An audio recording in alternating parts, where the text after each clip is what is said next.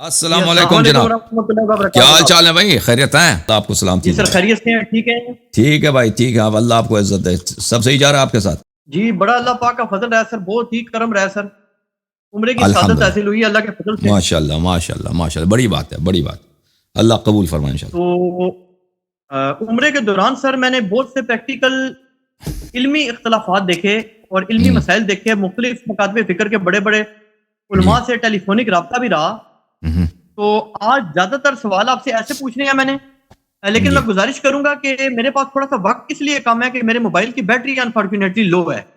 تو اگر آپ مہربانی فرمائیں نا تو میرے سوال چھوٹے چھوٹے پوچھوں گا، لمبی چوڑی بات نہیں کرنی، لیکن سوال تھوڑے سے زیادہ ہے کیونکہ میں بہت عرصے بعد حاضر ہوا ہوں.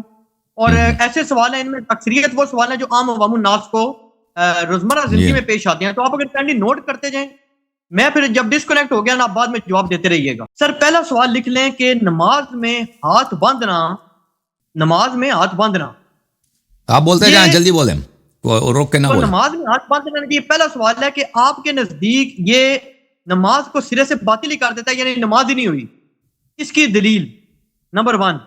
دوسرا یہ جی کہ نماز میں جب سورہ فاتحہ پڑھتے ہیں، الحمدللہ رب العالمین سارے مسلمان پڑھتے ہیں، تو اس کے بعد تمام یہ لوگ جو ہے نا اہل سنت سارے ہی وہ کہتے ہیں جی کہ آمین کہیں، کوئی کہتا ہے جی اونچی کہیں، کوئی کہتا ہے جی ہلکی کہیں.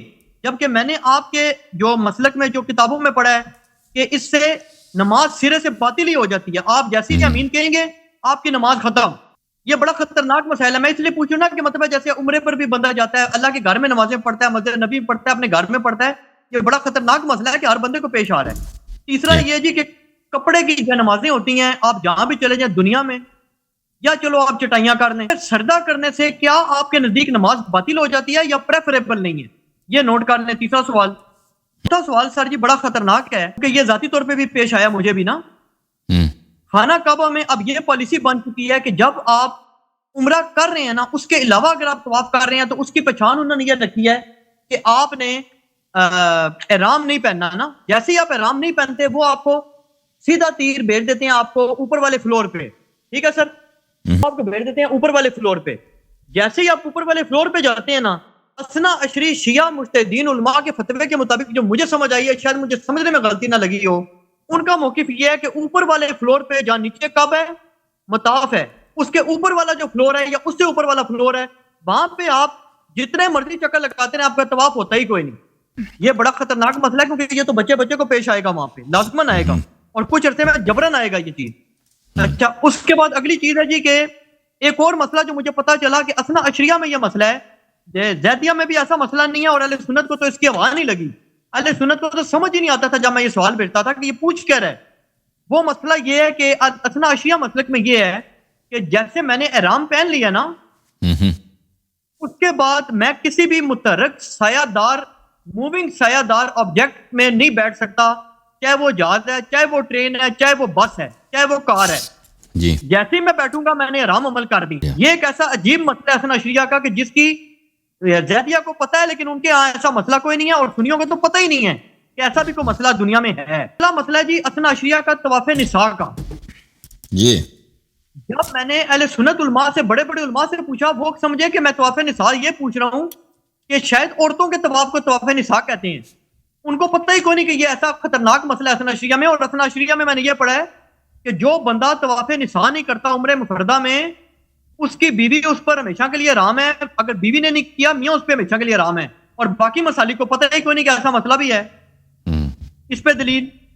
اگلا یہ ہے جی کہ بی بی زینب سلام اللہ علیہ، کہ میں نے وہاں پہ زیارات وغیرہ بھی کی نا، تو میں نے مختلف علماء سے، اہل سنت والوں سے بھی رابطہ کیا.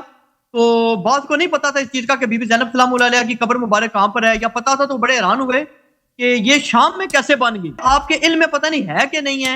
ہمارے یہاں پہ ایک بہت بڑے عالم ہیں، انہوں نے یہ بات کہہ دی کہ جی جو حضرت عبداللہ ابن جعفر تیار رضی اللہ تعالیٰ عنہ تھے نا، ان کی سیدہ زینب سلام اللہ علیہ سے گھریلو نعوذ باللہ نچاکی کشیدگی ہو گئی تھی، اور نعوذ باللہ ان کا جو تعلق تھا وہ ختم ہو گیا. تو اس لیے یہ شام چلی گئی، اور انہوں نے اس بات کو اس پیرائے میں کیا کہ جس طرح نعوذ باللہ استغفر اللہ یزید تو بہت بڑا محب اہل بیت تھا، بہت بڑا محب اہل بیت تھا نعوذ باللہ، اس لیے یہ مدینہ واپس آ دوبارہ اپنی خوشی سے شام میں چلے گی کیونکہ وہاں پہ یزید کی حکومت تھی اور وہ بہت احترام اور عزت دیتا تھا سادات کرام کو، نعوذ باللہ۔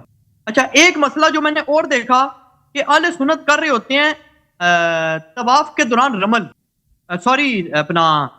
صحیح کے دوران رمل کر رہے ہوتے ہیں کہ تیز بھاگتے ہیں صحیح کے دوران، جبکہ شیعہ سے جب پوچھا وہ کہتے ہیں جی ہمارے نزدیک یہ خلاف سنت ہے۔ اور اسی طرح اہل سنت ایک کندھا ننگا کر رہے ہوتے ہیں جس کو پتہ نہیں انس تبا یا انس بتا کہتے ہیں، مجھے اب صحیح اس کی پروننسیشن نہیں آ رہی کہ کیا بولتے ہیں اس پر بھی میں۔ تو اسنا عشری علماء سے جب میں نے پوچھا وہ کہتے ہیں جی یہ بھی ہمارے یہاں بدعت ہے، یہ بھی ہمارے یہاں خلاف سنت ہے۔ ایک اور مسئلہ جو مجھے پتا چلا کہ اہل سنت کے یہاں صحیح حدیث موجود ہے کہ عصر کی نماز کے بعد نوافل نہیں پڑھنے، تو اہل حدیث کے ہاں تو یہ پریکٹس چل رہی ہے کہ وہ تو پریکٹیکلی پڑھ رہے ہیں، لیکن اسنا عشری کہتے ہیں جی ہمیں ایسی بات پتہ ہی کوئی نہیں۔ جی اوکے بھائی، کافی ہو گیا بھائی آپ کے سوال، کافی ہے، 10 سوال ہو گئے نا۔ ایک رہ گیا کہ نماز میں سبحانک اللہ جو پڑھتے ہیں نا، یہ ثنا جو پڑھتے ہیں اہل سنت، کون سے سبحان اللہ، سبحانک اللہم، سبحانک اللہم و بحمدک و تبارک اسمک و تعالی جدک و لا الہ غیرک، الحمدللہ سے جو پہلے پڑھتے ہیں جس کو ثنا بولتے ہیں، تو یہ آپ کے ہاں موجود ہی نہیں ہے، یہ کو پڑھنا حرام ہے، نماز کو باطل کرتا ہے، یا پڑھتے ہیں تو کوئی حرج نہیں ہے، کیونکہ میں نے آپ کی کسی کتاب میں اس کا کوئی تذکرہ نہیں پڑھا، جبکہ ہمارے یہاں تو جو بچہ پہلی وہ دعائی یہ یاد کرتا ہے، نماز میں یاد ہی یہ کرتا ہے۔ جی جی تھینک یو سر، اللہ آپ کو جزائے خیر ہے۔ ایک بات کر دوں، یہ جو بی بی زینب سلام اللہ علیہ والا جو مولوی صاحب نے جو بات کی ہے نا، انہوں نے یہ کہا کہ بی بی زینب سلام اللہ علیہ کو نعوذ باللہ نعوذ باللہ نعوذ باللہ حضرت عبداللہ بن جعفر نے نعوذ باللہ طلاق دے دی تھی، اور اسی وجہ سے وہ شام چلی گئی تھی، اسی لیے ان کا مقبرہ شام میں ہے، اور وہ اس لیے گئی تھی نعوذ باللہ استغفر اللہ کہ یزید بہت بڑا محب اہل بیت تھا۔ تو اس کا آپ نے جو ہے نا وہ علمی جواب دینا سر، دلائل کی روشنی میں کہ بی بی زینب شام میں کیسے چلی گئی۔ جواب دے دیتے ہیں، اللہ آپ کو جزائے خیر، اللہ آپ کو عزت دے۔ آپ نے نوٹ کروا لیا نا سر؟ ہاں میں نے لکھ دیا۔ جزاک اللہ سر۔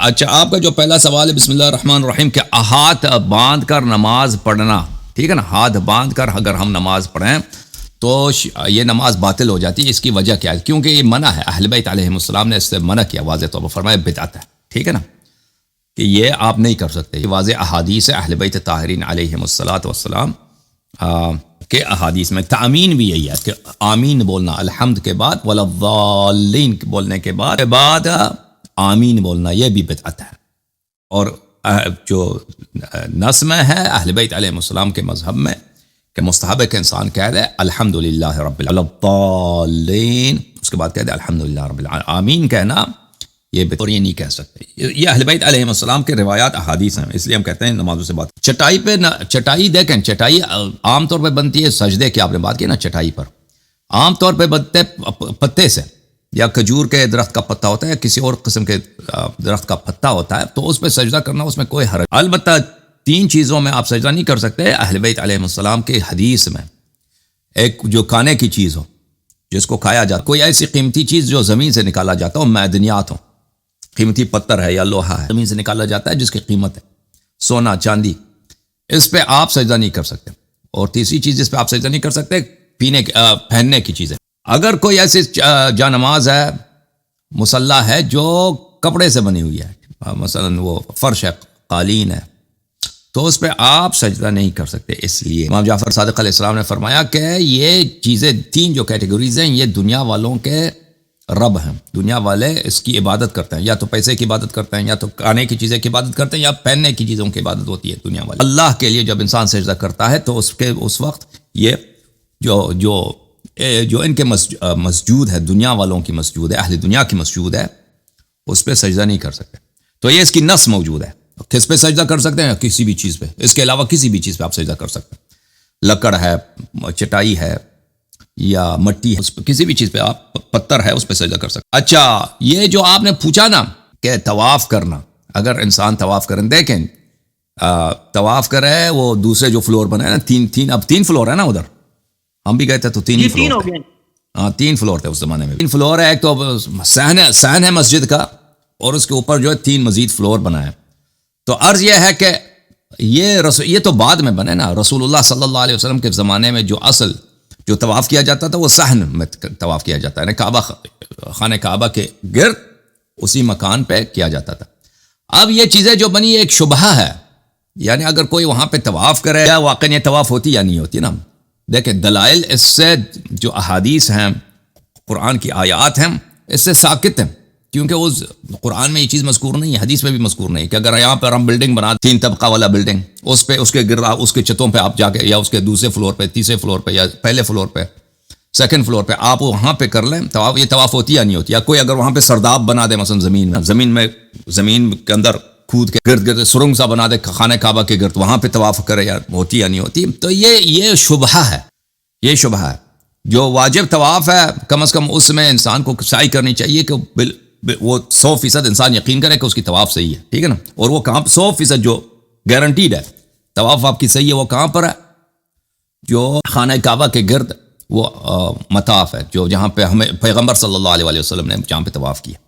جہاں تک فلورز بنے ہیں تو اس کے متعلق ہم نہیں کہہ سکتے کہ یہاں پہ طواف ہوتی ہے یا نہیں ہوتی، اللہ جانتا ہے، ٹھیک ہے نا؟ یہ اس کے متعلق کوئی حدیث کوئی روایت نہیں ہے، یہ نئی چیزیں بنی اور انسان اس کو اوائڈ کرے بہتر ہے۔ اور اگر مثلا انسان ویسے آپ جب وہاں پہ مسجد الحرام میں مشرف ہوتے ہیں نا، وہاں پہ بہت مستحب ہے کہ انسان یا تو نماز پڑھے یا طواف کرے، کرنا خود نماز پڑھنے کی طرح ہے، جتنا زیادہ آپ طواف کریں گے اتنا ہی زیادہ بہتر ہے۔ تو اگر وہاں پہ آپ طواف مستحب بجا لا رہے ہیں تو وہ بھی انسان اگر مطاف میں کرے تو اچھی بات ہے، اگر نہیں کرتا ادھر مثلا بلڈنگ میں کر لیتا ہے تو ہو سکتا ہے اس کو ثواب ملے، ہم نہیں کہتے کہ نہیں ہوتی، لیکن یہ کوئی گارنٹی نہیں ہے، اللہ جانتا ہے کہ اس کا حکم کیا۔ لیکن اگر وہ بلڈنگز میں نماز پڑھتا ہے انسان نا خانہ کعبہ کی طرف رخ کر کے، یہاں بیٹھ کے خانہ کعبہ کا نظارہ کرتا ہے، خانہ کعبہ کو دیکھنا خود عبادت ہے، اس کی طرف دیکھنا، یہاں وہاں پہ بیٹھ کے قرآن پڑھا تو اس میں تو کوئی حرج نہیں، بلا شک بلا۔ اور پھر یہ بھی ہے کہ دیکھیں حدیث شریف میں یہ ہے کہ خانہ کعبہ سے بلندتر مکے میں بلڈنگ بنانا جو ہے اس سے منع کیا گیا، تعالیٰ کے گھر کے احترام میں خانہ کعبہ سے اونچا بلڈنگ نہیں بنا سکتے، لیکن ابھی سب بنا دیا ہے، جتنے ہوٹل ہے وہ خانہ کعبہ سے زیادہ اونچے ہیں نا، ابھی جو بنایا گیا یہ سب بے احترامی ہے خانہ کعبہ کی۔ انسان اگر یہ مطاف بھی جو انہوں نے بنایا ہے نا بلڈنگ طواف کرنے کے لیے 3، یہ بھی خانہ کعبہ سے اوپر جاتا ہے، اس کے سقف سے اوپر جاتا ہے، تو یہ ایک لحاظ سے یہ اس لحاظ سے بھی انسان نہ کرے تو بہتر ہے۔ اور مرد وہاں پہ جاتا ہے نا احرام سے، جب آپ نکلتے ہیں وہ کپڑے اتارنے سے، کپڑے پہن احرام کا جو کپڑا ہوتا ہے نا وہ کیا ہوتا ہے، ایک دھوتی ہے، ایک کندھوں پہ ایک آپ رومال ڈالتے ہیں، یہ دو احرام کے کپڑے ہوتے ہیں۔ احرام یہ نہیں ہے، احرام خود یہ نہیں، احرام یہ ہے کہ آپ حرام بنا لیتے ہیں، آپ حرام بنا لیتے ہیں، نیت کرتے ہیں کہ میں محرم ہو گیا، لبیک کسی نیت سے کہتے ہیں، تو اس سے کیا ہوتا ہے، آپ محرم بن جاتے ہیں، یعنی آپ پہ بہت ساری چیزیں جو حلال تھی وہ آپ پہ حرام ہو گئی، آپ کی بیوی آپ پہ حرام ہو گئی، آپ پہ خوشبو لگانا حرام ہو گئی، جو چیزیں وہ کسی بہت ساری چیزیں حرام ہو جاتا ہے انسان پر، اور وہ احرام انسان میقات سے بنا لیتا ہے، ٹھیک ہے نا؟ اب جو ہے اور مرد کے لیے ایک چیز حرام ہو جاتی ہے، کیا ہے کہ وہ سلا ہوا کپڑا نہیں پہن سکتا، سلا ہوا کپڑا نہیں پہن سکتا۔ اور جب احرام سے آپ نکلتے ہیں، مثلا آپ نے وہ کیا مثلا شیو کر لیا، ناخن کاٹ دیا، جو احرام سے نکلنے کے طریقے ہوتے ہیں اسی نیت سے، تو اس وقت پھر یہ چیزیں دوبارہ انسان کے لیے حلال ہو جائے۔ لیکن یہ واجب نہیں کہ کپڑے انسان اتار دے، جو آپ نے دھوتی پہن رکھا وہاں پہ اور رومال کندھے، اس کو نکالنا واجب نہیں ہے بھائی۔ اگر وہ سعودی والے آپ کو منع کرتے ہیں کہ اگر آپ شلوار قمیض میں یا پینٹ کوٹ میں یا کسی اور قسم کے لباس میں ہیں تو وہ آپ کو طواف نہیں کرنے دیتے، تو کوئی ضروری نہیں آپ وہی دھوتی لگا کے جو ہے احرام کرو، کوئی ضروری تو نہیں ہے کہ اگر وہ پہن لیا آپ نے تو محرم ہو گئے، اس طرح نہیں ہے۔ دھوتی پہنے اور رومال ڈالنے سے انسان محرم نہیں بنتا، ٹھیک ہے نا؟ اگر وہ صرف آپ کو دھوتی لگا کے ادھر سارا دن آپ کر لیں، اس سے آپ محرم بنتے ہی نہیں دھوتی لگانے سے، ٹھیک ہے نا؟ وہی کر لیں، وہ آپ کو پھر منع نہیں کریں گے، اس کو نہیں پتہ چلے گا۔ اب احرام میں دیکھیں جس کو تذلیل بولتے ہیں، جب آپ کو ایک شخص محرم بنتا ہے مسجد الشجرہ سے، مثلا رسول اللہ صلی اللہ علیہ وسلم مسجد الشجرہ سے، اہل بیت علیہ السلام مسجد الشجرہ جو ہے مدینہ منورہ وہاں سے محرم ہوتے، یا اگر کوئی جدہ سے آ رہا ہے تو شیعہ حضرات کہاں جاتے ہیں، ادھر جحفہ کے مقام پہ، وہاں پہ میقات ہے، ٹھیک ہے نا، وہاں پہ جاتے ہیں۔ جو لوگ مکے میں مثلا انسان مکے میں دوبارہ اگر عمرہ کرنا چاہے نا، آپ جب مکے میں گئے ایک دفعہ عمرہ کر لیا، محل ہو گئے، احرام آپ کا ختم، دوبارہ محرم ہونا چاہتے ہیں تو مکے کے بالکل 7-20 منٹ میں وہاں پہ پھر میقات ہے، ادھر جا کے آپ دوبارہ محرم ہو سکتے ہیں، پھر آ کے ایک دن میں 3 دفعہ آپ عمرہ کر سکتے ہیں، ٹھیک ہے نا؟ پھر آپ عمرہ کر لیں، طواف وغیرہ سعی کر کے تو پھر واپس چلے جائیں، پھر آ جائیں، تو انسان بہت کر سکتا ہے وہاں پر، تو بار بار محرم بن سکتا ہے۔ تو دیکھیں جب انسان محرم بنتا ہے، محرم جب انسان بنتا ہے تو تذلیل اہل بیت علیہ السلام کی روایت میں یہ ہے کہ مرد کے لیے ہے، عورتوں کے لیے نہیں ہے، کہ صاحب جو اس زمانے میں کیا ہوتی تھی، اس زمانے میں یہ ہوتا تھا کہ بھائی گرمی تو ہے ہوتی ہے نا عرب میں، جو امیر لوگ تھے وہ اپنے اونٹوں کے اوپر وہ ایک بناتے تھے چھوٹا سا سواری کے اوپر وہ کمرہ سا بنا لیتے تھے یا سایہ لگاتے تھے، تو اس میں سفر، اس میں زیادہ انسان کو تکلیف نہیں ہوتی، ٹھیک ہے نا؟ تو اس سے منع کیا گیا، اس سے منع کیا گیا۔ کہ آپ سایہ میں نہیں چل سکتے. لیکن اگر کوئی ایسی جگہ ہے کہ مثلا کوئی بالکنی ہے یا کوئی اسٹرکچر ہے جو سایہ دے رہا ہے نا, نیچے آپ بیٹھ سکتے ہیں, اس سے منع نہیں ہے. لیکن چلتے ہوئے آپ جانور والے جو سائبان ہیں اس پہ نہیں سکتے. اب یہ اس کے لیے حدیث اس میں ہے. اب یہ آپ ہمارے زمانے میں کوئی جانور پہ تو جاتا نہیں ہے نا, کوئی سب لوگ یا تو ٹرین پہ جاتے ہیں یا بس پہ جاتے ہیں یا کار میں جاتے ہیں. اور پھر یہ بھی بات ہے کہ رات کے وقت تذلیل کی ہے, ٹھیک ہے نا. رات کے وقت یہ تذلیل جو ہے اکثر اس کا اطلاق یہی دن کے لیے, سورج کے لیے. اگر رات کے وقت بارش ہو رہی ہے مثلا کوئی چھتری رکھ کے جا رہا ہے, یہ روایات میں نہیں ہے اس طرح. البتہ یہ بحث طویل ہے, وہ سب روایات آپ کو دکھانا ہوگا. بہرحال روایات جانور کے اوپر جو سواری کے اوپر جو سائبان لگا جاتا ہے اس پہ لوگ چلتے ہیں اس کے لیے. تو میں نے کئی روایات میں یہ نہیں دیکھا, میں نے کوئی ایسی چیز کے, اب میں نے اس مسئلے پہ بہت گہرا تحقیق نہیں کیا کہ کیا اس زمانے میں ایسا بھی تھا کہ کوئی مثلا اس زمانے میں کوئی چھتری کی طرح, ہمارے زمانے میں جو چھتری ہوتی ہے نا, کوئی پیدل جا رہا ہے چھتری کی طرح کوئی انسان سر پر, میں نے اس کے کوئی شاہد نہیں دیکھا کہ اس طرح کے بھی اس زمانے میں کوئی رواج تھا. تو تذلیل جو ہوتا ہے, سایبان جو ہے نا, سایہ, وہ اکثر کس کے لیے, جانور کے اوپر جو سایے کا بندوبست کیا جاتا تھا, بالخصوص اونٹ کے اوپر, اس کے لیے. لیکن یہ مزید تحقیق کی ضرورت ہے اس میں, اس کے لیے ہے. اب بس میں کوئی جاتا ہے تو بسز میں یا ان چیزوں میں دیکھیں ذل کا منع ہونا یہ مشکل ہے کہ اس سے یہ روایات میں, انسان کے روایت میں یہ سایہ بھی موجود ہے, ٹھیک ہے نا. روایات میں جو سایہ اس کا ذکر ہے اس کا اتنا اطلاق نہیں ہے کہ وہ چیزیں جو بعد میں وجود میں آئیں اس کو بھی کور کر لے, ٹھیک ہے نا, جو اس زمانے میں کسی کے ذہن میں بھی نہیں تھا ان سب کو کور کر لے. روایات میں وہی چیزیں ہیں جو اہل بیت علیہ السلام نے بیان کی ہیں, اس سے آگے ان کا حکم بڑھا دینا یہ مشکل ہے, یہ صحیح نہیں ہے. لیکن احتیاط اسی میں, بہت سارا احتیاط اسی میں کہ انسان جب جاتا ہے مدینے سے مکے کی طرف جاتا ہے یا جوحفہ سے مکے کی طرف جاتا ہے تو وہ گاڑی کے چھت پہ جا کے بیٹھے. پرانے زمانے میں بسز میں مرد جو ہے شیعہ جو جاتے تھے بس بد کے چھت پہ بیٹھتے تھے دن کے وقت. رات کے وقت تو آپ وہ یا دن کو سفر نہ کریں, رات کو سفر کریں, اور شیعہ اکثر رات کو سفر کرتے تھے, ٹھیک ہے نا, مکہ جاتے ہوئے. اور لیکن اگر کوئی نہیں کر سکتا تو پھر اس کے لیے ایک دمبا جو ہے اس کا کفارہ ہے, جو سائے کے نیچے چلتا ہے, ایک دمبا کا کفارہ دے دے, اس کا یہی ہے. تو اس کے تذلیل نہیں کر سکتے تو اس کے حدیث روایات ہیں. رسول صلی اللہ علیہ وسلم نے بھی سایہ نہیں لگایا تھا, ان کے سر مبارک. امام جعفر صادق علیہ السلام کی احادیث میں ہے کہ رسول اللہ صلی اللہ علیہ وسلم بھی جب حج پہ گئے تھے تو سایہ کے نیچے انہوں نے سفر نہیں کیا تھا, سایہ بان میں بیٹھے, یعنی جب ایک منزل پہ اتر جاتا ہے, کوئی درخت ہے, درخت کے نیچے بیٹھے تھے پیغمبر صلی اللہ علیہ وسلم. یا مثلا احرام کی حالت میں کوئی بلڈنگ ہے, بلڈنگ کے ساتھ ایک سقیفہ سا بنا ہے, ایک سایبان بنا ہے, اس کے نیچے بیٹھے سے پیغمبر بیٹھے تھے, لیکن انہوں نے سایبان کے نیچے سفر نہیں کیا. پھر آپ نے کہا کہ طواف النساء, دیکھیں اہل بیت علیہم الصلاۃ والسلام کے احادیث میں کہ یہ موجود ہے کہ انسان جب احرام سے نکل جاتا ہے, جب آپ ناخن وغیرہ کاٹتے ہیں, سب چیزیں آپ کے لیے حلال ہو جاتی ہیں سوائے ایک چیز, آپ کا جو زوج یا زوجہ ہے, آپ کا جو شوہر ہے یا آپ کی جو وائف ہے آپ کے لیے حلال. باقی سب چیزیں آپ کے لیے حلال ہے. کھانا, خوشبو لگا سکتے ہیں, دوسرا کپڑا پہن سکتے ہیں, سب کچھ کر سکتے ہیں, ٹھیک ہے نا. لیکن کیا نہیں کر سکتے, اپنی عورت سے مقاربت, مجامعت نہیں کر سکتے. لیکن آپ حج صحیح ہے, حج کامل ہو گیا. اگر آپ عمرہ پہ گئے تو عمرہ آپ کا کامل ہے, لیکن یہ اس احرام سے آپ نہیں نکلے, سب چیزیں آپ کے لیے حلال ہے, یہ سوائے اس چیز کے. اور اس کے لیے آپ کی کس چیز کی ضرورت ہے, طواف النساء کی. آپ ایک دفعہ طواف النساء کے عنوان سے طواف کریں 7 مرتبہ خانہ کعبہ کے گرد. پھر جب اس سے نکل گئے تو پھر یہ عورت بھی جائز ہو جاتی ہے. اس کی وجہ کیا ہے, نصوص ہے, اہل بیت علیہ السلام کے احادیث ہیں. اس میں اہل بیت علیہ السلام کے روایات میں اس مسئلے پہ اختلاف بھی نہیں ہے کہ مسئلہ اختلافی ہو. پھر حضرت زینب سلام اللہ علیہ کا جو مدفن ہے, قبر شریف ہے, وہ کہاں پہ؟ قبر شریف دیکھیں, بعض مؤرخین کا کہنا ہے کہ قبر شریف بقیع ہی میں ہے. حضرت زینب سلام اللہ, بقیع میں کس جگہ ہے وہ ہمیں معلوم نہیں ہے, ٹھیک ہے نا. اور جو مشہور معروف ہے وہ شام میں ہے, مشہور معروف شام میں ہے. اور ایک اور یہ قول بھی ہے کہ ان کا قبر شریف کہاں پر, شاید یہ کٹ گئے بھائی صاحب, چلے گئے. قبر شریف بقیع میں. اچھا, یہ وہاں پہ کیسے ان کا انتقال ہوا تھا, وہاں پہ کیسے گئے تھے؟ تو یہ ہشام ابن عبد الملک کے زمانے میں, یزید کے بعد ہشام ابن عبد الملک کے زمانے میں ان کے شوہر کا وہاں پہ کاروبار تھا, باغ تھا شاید, ٹھیک ہے نا. اور بعض روایات احادیث میں یہ ملتا ہے, اخبار میں یہ ملتا ہے کہ اس زمانے میں مدینے میں کوئی قحطی بھی آئی, تو ان کے شوہر عبداللہ بن جعفر وہاں پر ان کا کوئی باغ تھا شام کے علاقے میں, تو وہاں پہ وہ اپنے مدینے میں قحطی بھی ہے، اس لیے وہ گئے تھے وہاں پر، تو ان کا انتقال وہاں پہ ہو گیا تھا. حضرت زینب سلام اللہ علیہ وہاں پہ ان کو دفن. تو ان کے جو وفات ہے یہ کہنا کہ یہ یزید کے دور میں ہوا ہے، یہ بات ہی غلط ہے. اور پھر یہ اگر کوئی آپ نے کسی عالم کا کو اس نے کہا ہے کہ یہ یزید سے بڑے اچھے تعلقات تھے لوگوں کے اس لیے گئے تھے، تو وہ دلیل مانگتا ہے نا عالم کے ادعا سے، کہ میں ابھی ادعا کروں کہ بھئی صدر پاکستان میرے بڑے اچھے دوست ہیں، ٹھیک ہے نا، یا میں وزیر اعظم پاکستان جو ہے میرے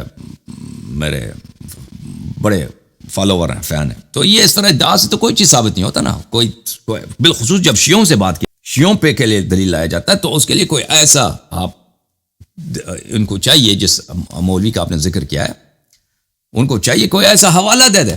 پاکستان میں تو آپ کو پتہ ہے کہ ممبروں سے بہت کچھ کہا جاتا ہے، ممبروں سے بلا دلیل کے سب کچھ بولا جاتا ہے، سب کچھ کہا جاتا ہے، اور سب لوگ سنتے بھی ہیں، واہ واہ بھی کرتے ہیں، داد بھی دیتے ہیں. فریقین کا بھی یہی طریقہ کار ہے، شیعوں کا بھی اور مخالفین. جہاں تک یزید ملعون کا تعلق ہے تو اس کا کافر ہونا شیعوں کے نزدیک بالکل ثابت ہے. وہ تو اہل بیت علیہ السلام کا ان کا پہ لعنت، اور اس نے جو ظلم کیا اہل بیت علیہ السلام کے ساتھ، اس پہ تو یعنی وہ اس پہ کوئی نزاع ہے ہی نہیں، کوئی اختلافی مسئلہ ہے ہی نہیں ہماری نظر.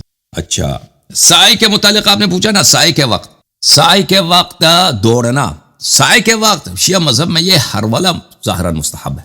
اب کیونکہ میں بہت عرصے ہوا حج عمرہ نہیں گیا، تو جو مجھے یاد رہتا ہے وہ ہر والا بولتے ہیں، تیز دوڑنے کو نہیں بولتے اور چلنے کو بھی نہیں بولتے. جو شخص کر سکتا ہے یعنی اس میں طاقت ہے، کیونکہ بہت سارے لوگ تو تھک جاتے ہیں نا. حج کے جو ریچولز ہیں، حج کے جو مناسک ہیں اور عمرے کے جو مناسک ہیں، انسان کو بہت تھکا دے دیتا ہے. بالخصوص ہم لوگ جو شہری لوگ ہیں، جو گاؤں والے لوگ ہیں، جو گاؤں سے جاتے ہیں نا، ان کا کیونکہ ان کو بہت ایکسپیرینس ہوتا ہے چلنے کا، پھرنے کا، جسمانی طور پہ واکنگ کا. وہ گاؤں میں جو لوگ رہتے ہیں وہ ان کو کافی تجربہ ہوتا ہے، ان کو اتنی تھکاوٹ نہیں ہوتی. لیکن جو لوگ شہر سے جاتے ہیں تو یہ بہت ہی ایگزاسٹنگ ہے، بہت ہی انسان کو تھکا. اگر کوئی شخص کر سکتا ہے کہ وہ ہرولہ کر دے، جیسے جناب سارہ نے حضرت اسماعیل علیہ السلام کے لیے انہوں نے ہرولہ کیا تھا، 2 پہاڑیوں کے درمیان دوڑی، تیز دوڑا بھی نہیں تھا، درمیانی اسپیڈ کے ساتھ، اس کو ہرولہ بولتے ہیں. وہ کھاندے کو آپ نے کہا کہ احرام کی حالت میں کھاندے کو کھولنا، یہ اس کے ابھی یہ مجھے یاد نہیں ہے. دیکھیں شیعہ حدیث میں یہ ہے، رسول اللہ صلی اللہ علیہ وسلم ایک کھاندہ کھول کے بھی انہوں نے نماز پڑھائی ہے، ٹھیک ہے. یہ نماز کی بات کر رہا ہوں، طواف کی بات نہیں کر رہا ہوں. ویسے یہ مولوی حضرات نہیں جانتے نا، رسول اللہ صلی اللہ علیہ وسلم دھوتی لگا کر، اہل بیت علیہ السلام، امام جعفر صادق علیہ السلام، دھوتی ایک عام لباس تھا عربوں کا. دھوتی جو ہے ایک عام لباس، اور قمیص اور شلوار یہ تو بہت ہی نادر، یعنی رسول صلی اللہ علیہ وسلم کے زمانے میں شلوار تو بہت ہی کم تھا کہ شلوار کسی کے پاس ہو. شلوار بعد میں عربوں میں متعارف ہوا ہے، شلوار کے رواج بعد میں آئے، جب فتح ہوا، ایران فتح ہوا، شام فتح ہوا نا، اس کے بعد عرب کچھ سیکھ گئے کہ شلوار بھی کوئی. رسول اللہ صلی اللہ علیہ وسلم کے زمانے میں عربوں کے پاس قمیص ہوتا، لیکن قمیص کم لوگ پہنتے تھے. اکثر لوگ کیا پہنتے تھے؟ صرف ایک دھوتی ہوتی تھی. اکثر لوگ یہ جو دھوتی کے ساتھ جو کھاندے پہ لگایا جاتا ہے وہ بھی سب کے پاس نہیں تھا. اب جو ایک نیم وحشی قوم تھی، تو اہل بیت علیہ السلام کی روایات میں ہے کہ رسول اللہ صلی اللہ علیہ وسلم نے نماز پڑھائی ہے، ایک کندھا ان کا مکشوف تھا، یعنی عریان تھا. لیکن اب احرام کی حالت میں کہ ایک کندھا انسان کھول کے وہ پڑھتے، ابھی وہ مجھے یاد نہیں آ رہا، ابھی میرے ذہن میں نہیں ہے، وہ دیکھنا ہوگا. اب سبحانک اللہم و تبارک اسمک و تعالی جد. دیکھیں جب ہم نماز میں پڑھتے ہیں نا تشہد وغیرہ، تو اس کے بہت سارے صیغے ہیں شیعہ مذہب میں. کون سی دعائیں بیٹھ کے جب نماز میں 2 رکعتوں کے بعد انسان تشہد پڑھتا ہے، تو اس کے بہت سارے صیغے ہیں. اب ان صیغوں میں یہ عبارت بھی ہے کہ نہیں ہے، تشہد کی صیغوں میں ہو سکتا ہے کہ ہو، مجھے ابھی یاد نہیں آ رہا. نہیں اس میں بھی دیکھ رہا ہوں، نہیں ہے ان صیغوں میں، یہ نہیں، ٹھیک ہے. تو نماز میں یہ اس سے منع بھی نہیں ہے کہ اگر کوئی کہنا چاہے، لیکن کیونکہ یہ الفاظ اچھے ہیں، تبارک اللہم سبحانک اللہم تبارک اسمک و تعالی جدک، یہ کوئی غلط الفاظ نہیں، اچھے الفاظ ہیں. لیکن یہ اہل بیت علیہ السلام کے روایات میں نہیں ہے کہ اس طرح کی دعا پڑھنا مستحب ہے. جی آ گئے، واپس آ گئے جی، ہو گئے بھائی. جی السلام علیکم علی الحسن صاحب، جواب آ گیا. بڑی سر اصل میں میرا فون بند ہو گیا، میں نے کا بھی ایشو ہے ادھر، اور کوئی بات نہیں، کوئی بات آپ نے جو جواب دیا وہ میں پھر تفصیل سے سنوں گا بعد میں نا. جی سر، اچھی بات ہے. اگر مزید کوئی آپ میں نے گزارش کروں گا کہ جی مزید کوئی سوال رہا نا تو پھر مجھے یاد دلا دیجئے تاکہ میں اس میں مزید تحقیق کر کے آپ کو جواب دوں. سر میں اس میں گزارش یہ کروں گا کہ جو مجھے تھوڑی سی وقت آبزرویشن ہے کہ آپ فرما رہے تھے نا سارے سوالات کے جوابات، ہاں تو اس پہ ایک ایک حدیث اگر دکھا دینا آپ بعد میں تو وہ بڑی مہربانی ہوگی. لوگوں کو بات ہے کہ ائمہ اہل بیت کا یہ باقاعدہ موقف ہے. جی جی وہ ہر ایک کو نکالنے میں ٹائم لگے گا نا وہ اس کو. اللہ آپ کو عزت دے, اللہ آپ کو سلامتی دے. اور بی بی زینب سلام اللہ علیہ کا آپ نے جو فرمایا وہ جواب دے دیا آپ نے؟ جی جی میں نے جواب دے دی اس کا. جی میں نے جواب دے دیا ان کا. اللہ آپ کو عزت. ٹھیک ہے وہ میں دیکھ لوں گا انشاءاللہ. جزاک اللہ سر. اللہ آپ کو سلامتی دے میرے بھائی, بہت مہربانی. تو آپ کو آپ کچھ کہہ رہے ہیں جی؟ دکھا دیجیے گا کیا فرما رہے ہیں؟ میں کہہ رہا تھا کہ جی علامہ صاحب میں کہہ رہا تھا کہ جب آپ تھوڑا سا ٹائم ملے نا تو کائنڈلی یہ جو خاص طور پہ جو مسائل ہے نا, یہ جو میں نے آپ کو بتایا نا, یہ جو عوام الناس کی جو ڈیلی روٹین میں پرابلم پیش آنے والے ہیں, اس پر ایک ایک حدیث دکھا دی. مثال کے طور پہ کہ امین سے نماز باطل ہو جاتی ہے, ہاتھ باندھنے سے باطل ہو جاتی ہے. جو روایتی سارے لوگ جس پہ کرتے ہیں جنمازوں پہ کرتے ہیں, ایون ہر جگہ جنمازیں پڑھی ہیں اس پہ ہوتا ہی سردا. یہ جو خطرناک قسم کے مسائل ہے نا, اس پہ بتا دیجیے گا کہ بیت نے یہ باتیں کہی ہیں. اور دوسرا یہ ہے کہ یہ جو طواف متحرک سائے والا ہے اس پہ ایک ایک حدیث بتا دیجیے گا.